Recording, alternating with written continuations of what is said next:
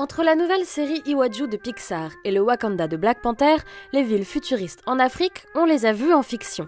Mais deviendraient-elles une réalité ? En tout cas, c'est ce qu'Idriss Elba semble vouloir faire, en construisant sa propre ville du futur. Rien que ça. Sherbro Island City, c'est le nom du rêve d'Idriss Elba, en Sierra Leone, d'où il est originaire, pour en faire, selon The Guardian, une ville intelligente et respectueuse de l'environnement. Celui qui a joué Nelson Mandela et qu'on a un moment pris pour le prochain James Bond, s'est lancé dans un projet fou, mais pas si unique en Afrique, où les plans de villes nouvelles, futuristes, supposément éco-responsables et porteuses de promesses économiques se multiplient. Selon le Daily News Egypt, sur tout le continent africain, promoteurs immobiliers et gouvernements ont mis la main sur plus de 2 milliards de mètres carrés de terrain. Afin de créer de nouvelles villes et de répondre aux besoins des centres en pleine expansion, indique un rapport d'Estate Intel. Mais comme beaucoup d'autres, le projet de Smart City d'Idriss Elba risque surtout de finir en ville fantôme.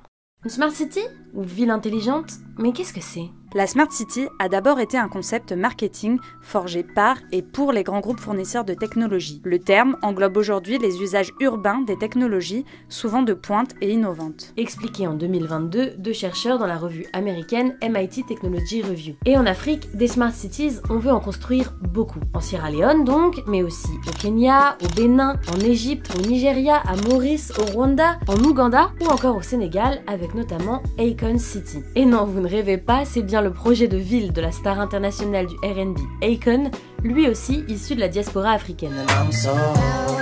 Les chercheurs estiment que le début de cette vague de projets date des années 2010. Le Maroc en a été l'un des pionniers en Afrique et on en trouve aussi sur d'autres continents. Or, en Afrique, comme en Asie, bon nombre des projets déjà lancés ont connu une fin rapide, ou plutôt n'ont jamais vu le jour, et sont aujourd'hui des villes désertes ou des projets abandonnés. Et si en Afrique, beaucoup ont peur que les nouvelles Smart Cities connaissent le même sort, c'est parce qu'elles semblent déconnectées des attentes des populations locales, voire être à l'origine de nouveaux problèmes. Pour le média Quartz, l'Afrique devrait même d'abord chercher à améliorer ses villes existantes qui manquent d'infrastructures avant de vouloir en créer de nouvelles. Prenons l'exemple de Diamniadio. C'est un projet de ville moderne dont le chantier a débuté en 2015 au Sénégal, à une quarantaine de kilomètres de Dakar.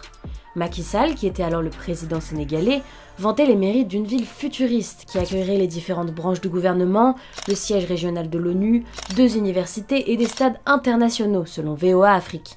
Bref, un projet ambitieux. Mais d'après le média sénégalais Sénégo, le chef d'État a augmenté les problèmes de mobilité à Dakar, car les services et les usines implantées à Diamniadio mobilisent de la main-d'œuvre et beaucoup de travailleurs qualifiés y vont chaque jour depuis Dakar. Ce qui crée d'ailleurs des embouteillages sur une autoroute dont certains demandent depuis longtemps l'élargissement. Macky Sall, estime le journal, s'est montré mégalomane en préférant créer des stades dans cette nouvelle ville, alors même que des villes voisines comme Thiès, Bourg ou Kaolack pouvaient les abriter. Pour Sénégo, Macky Sall a manqué de vision sur la décongestion de Dakar. En 2019, Diamniadio n'accueillait d'ailleurs que 8% des 350 000 habitants attendus pour 2030-2040, dont une grande partie devait venir de Dakar. En plus, ces villes coûtent cher à construire, mais aussi pour y vivre. Par exemple, selon le Nigeria Property Center, qui regroupe les annonces immobilières dans la Smart City en construction d'Eco Atlantic City, un appartement s'y vend en moyenne 385 000 €, et la location y débute à environ 2 000 € par mois, alors que presque la moitié des Nigérians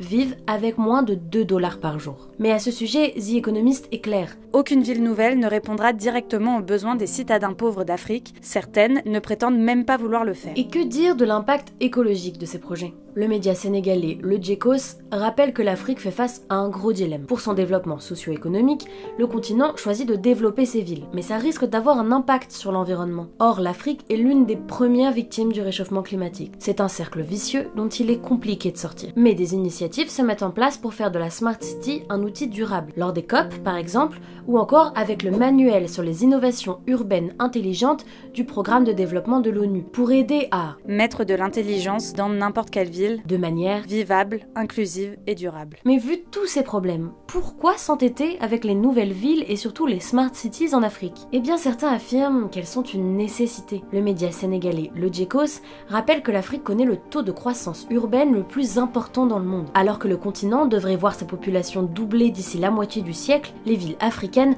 concentreront 60% de la population en 2050.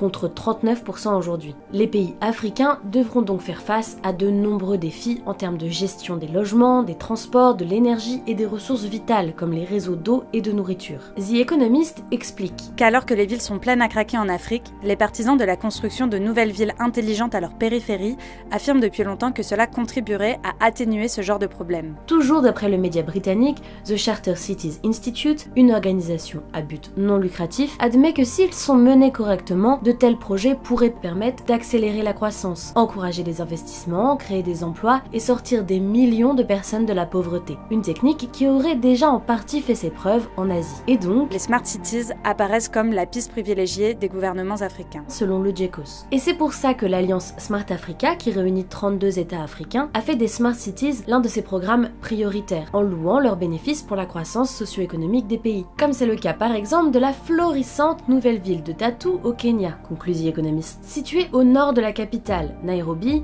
elle dispose de son propre système d'approvisionnement en eau, de son propre réseau énergétique et de son propre réseau internet et a pour objectif d'être plus inclusive.